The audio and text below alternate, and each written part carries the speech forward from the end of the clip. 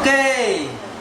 Sebelum kita masuk perbandingan di antara kaedah konvensional dan juga kaedah moden untuk pembuatan ini, teknologi pembuatan ini, cikgu mau tanya kamu dulu sikit-sikit lah. Apa yang kamu faham tentang kaedah konvensional dengan kaedah moden? Yang kamu faham? Kaedah moden macam mana, kaedah konvensional macam mana? Mana satu pakai tangan saja, mana satu pakai mesin? Pakai tangan itu yang moden. Pakai tangan itu konvensional. Contoh dia apa? Kalau cikgu pakai menukul paku pakai tukul itu konvensional kah atau moden? Konvensional. Okey. Kalau cikgu menggaji itu konvensional kah moden? Konvensional. Tapi kalau cikgu gludi pakai drill tu, mesin tu pakai karan tu, itu konvensional kah moden? Moden. Okey. Secara umum dia, okey, kalau dia pakai teknologi asas sahaja dan guna tangan, tidak pakai tenaga elektrik, pakai tenaga manusia sahaja, itu adalah kaedah konvensional. Yang lelaki kaedah apa? Kalau pakai tangan saja, kaedah apa? Konvensional. Okey. Kalau pakai tenaga elektrik dan ataupun pakai mesin, itu kaedah apa? Moden kah konvensional? Moden. Okey. Kamu kena ingat betul-betul. Kalau pakai tangan saja, okey, ataupun teknologi asas, itu adalah kaedah konvensional. Okey. Secara ringkaslah, kalau dia menggunakan tenaga elektrik, tidak kiralah bateri kah ataupun tenaga elektrik yang current kah, okey, itu adalah kaedah moden. Secara ringkasnya, okey. Sebenarnya, okey, kita boleh bandingkan fokus lelaki. Kita boleh bandingkan, okey, aspek dia di dalam 7 perkara.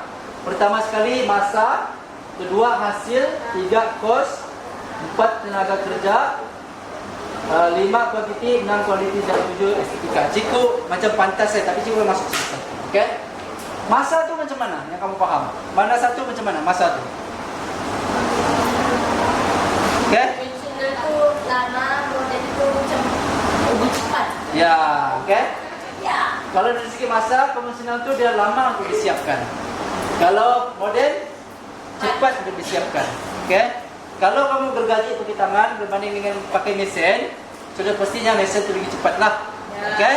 Kamu mau cepatkah ataupun lambat? Cepat. Semua orang mau cepat. Jadi, kebanyakan orang suka gunakan kaedah moden. Okey? Kalau dari segi hasil, macam mana? Hasil macam mana? Okey, konvensional tidak seragam, moden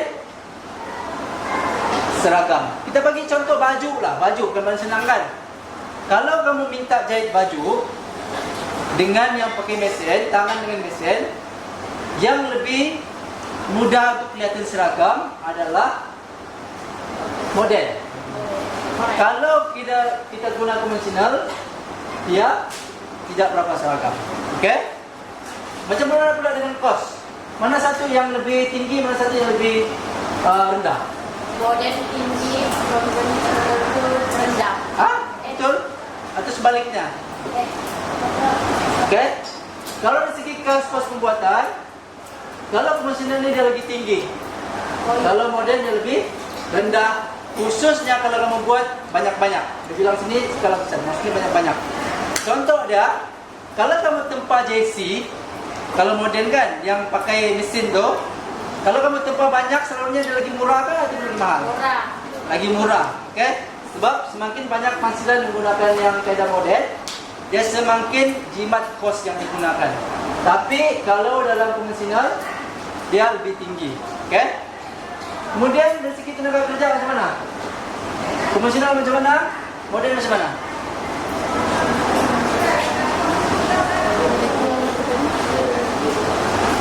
Kalau konvensional dia memerlukan kemahiran mereka untuk yang lebih tinggi lah. Tapi kalau moden mesti pandai kontrol mesin. Okey? Mesti pandai kontrol mesin. Okey? Dia ada kelebihan masing-masing lah. Kalau macam konvensionalnya, contohnya kalau orang buat parang, mesti dia betul-betul mahir untuk buat barang. Kalau dia mau ukir, mesti dah betul-betul mahir mengukir. Okey? Tetapi kalau kaedah moden ini mesti dah mahir untuk kontrol ataupun kawal mesin yang dia mau guna. Okey? Boleh? Secara ringkasnya kalau segi tenaga kerja, okey, komisioner ni dia sendiri perlu mahir untuk mereka bentuk. Tapi kalau yang moden, dia mesti pandai mengendalikan alat yang digunakan untuk mesin yang digunakan. Boleh ya? Boleh?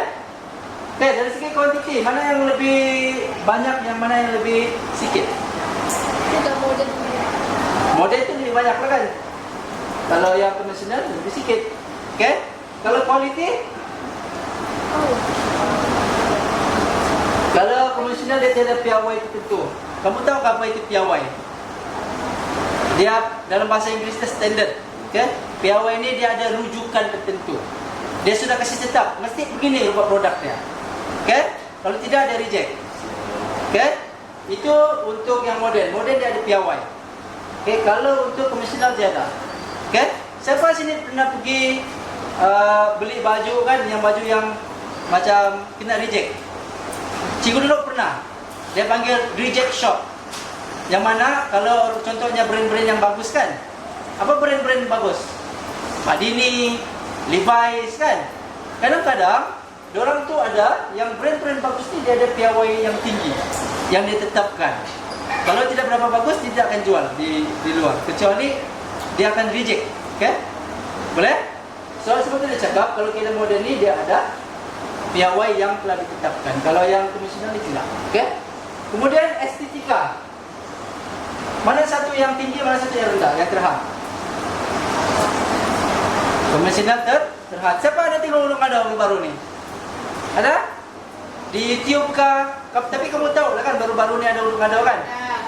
Kamu rasa baju-baju yang ulung-ulung tu dia buat macam mana? Pakai mesin kah ataupun lebih banyak pakai tangan? Ya, dia banyak buat pakai tangan lah. Okay, mungkin jahit adalah pakai mesin kan? Tapi dia banyak buat pakai tangan. Manik-manik tu semua, okay? Jadi apabila buat pakai tangan ni, dia akan lebih macam cantik dan lebih original, okay?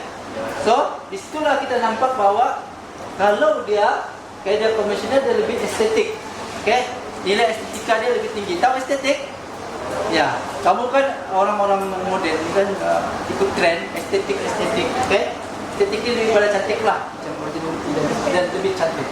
Tapi kalau yang moden ni nilai estetika dia terhad. Boleh faham? Okay? Kamu kena ingat ya perbandingan ini, boleh? Okay.